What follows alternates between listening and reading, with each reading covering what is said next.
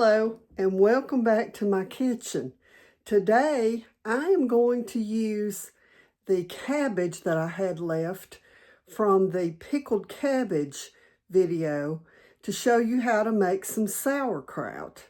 Now I'm only going to be making one jar today because that's how much cabbage I have left over. But you can use this technique for as much sauerkraut as you want. You can also use this technique for other fermented vegetables. So let me show you how easy it is to ferment vegetables.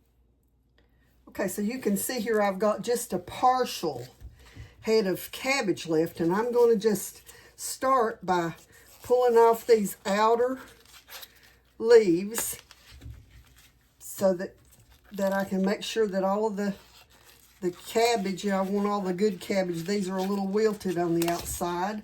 So I'm going to move them over here, and I'm just going to start by cutting some pretty good sized chunks of cabbage out of this. Let's start with that and see where we go.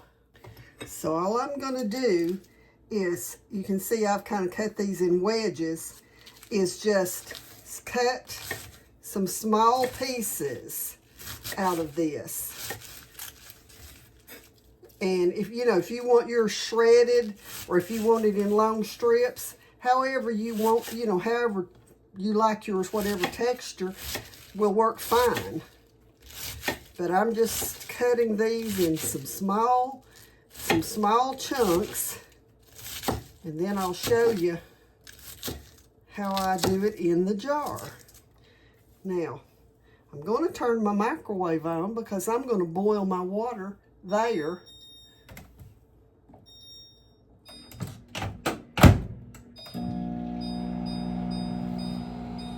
Okay, let me move that back out of the way. Set my jar funnel, and I'm just going to start funneling this down into my jar. And break up these little pieces here. Okay.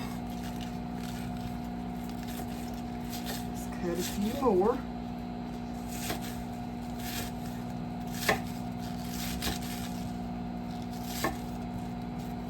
I've got that cut just a little bit wide, so I'm going to trim that down a little so that it's not too wide.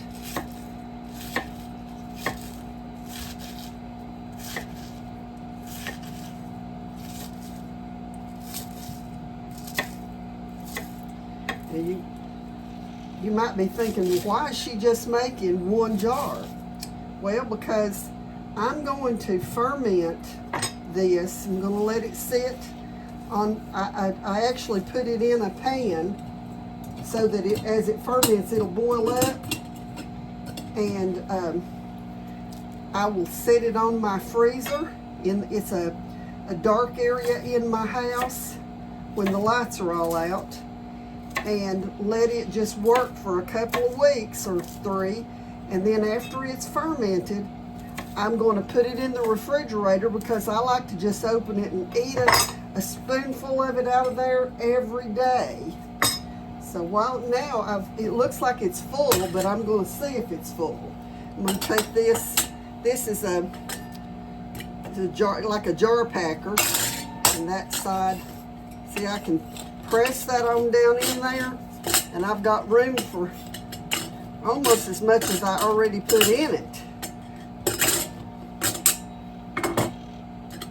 Let's set that back over there, and let me cut me another chunk of it off of there.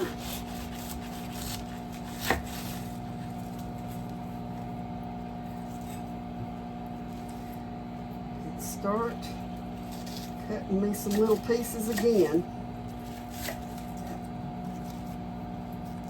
I think I'm going to have a little bit left over, and if I do, then that'll be some coleslaw for my meal this evening.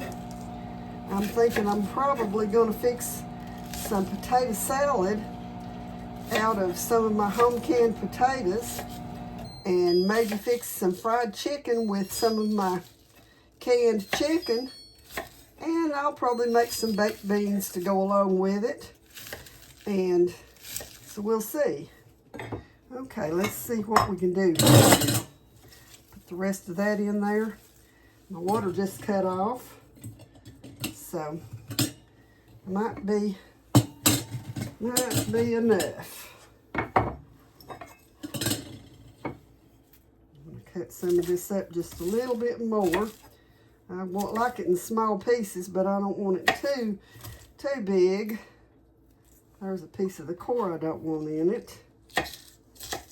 So, okay.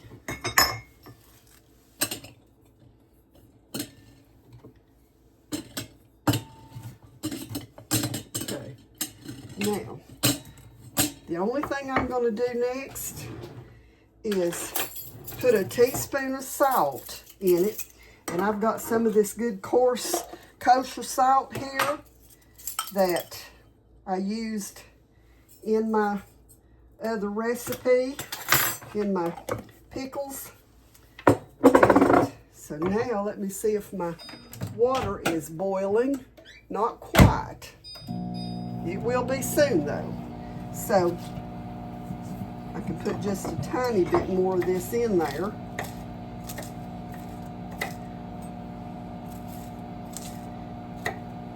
Now, somebody's probably going to ask me, how do you finish this? Well, once it's fermented, it is finished. You don't have to do any water bath. It will be just fine on the shelf without any water bath or pressure can or anything like that because it's fermented. So, put that in there. That packs down. See if my water starts to boil.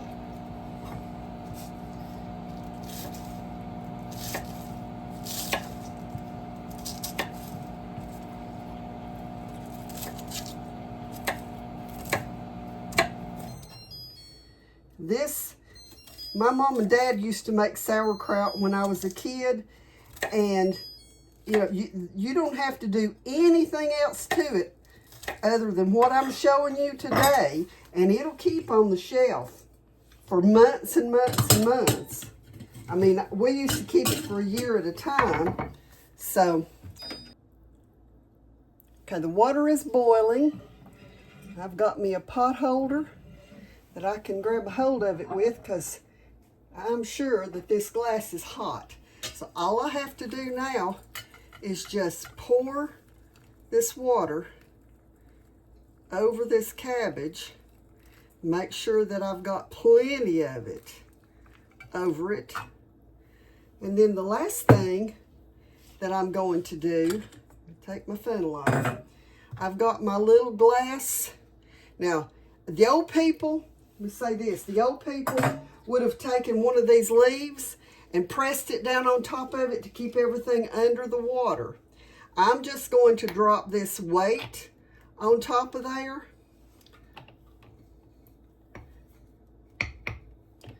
That one seems to be just a bit too big for my jar. Okay, it's there anyway. It's holding it on. And then you can see I've got my plastic ring. And I'm just using just an anything lid, although on all of my other things I would use a Superb.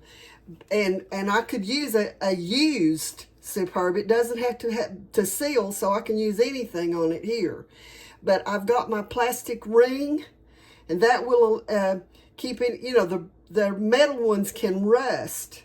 So I'll put that lid on there, put this down on it, but you don't want to lock it down, just loosely put your lid on it. Now, I'm going to set this jar down in a container because as that begins to work, it might spew out over the sides a little bit. So, I'm set that down in there like that, and I'm going to wait probably 2 to 3 weeks, and then I may bring you back and show you the finished product. And let you see me get me a bite of it. I love me some sauerkraut when it's cold, and the juice too. So now you know how to ferment your own vegetables. And so till the next time, God bless you.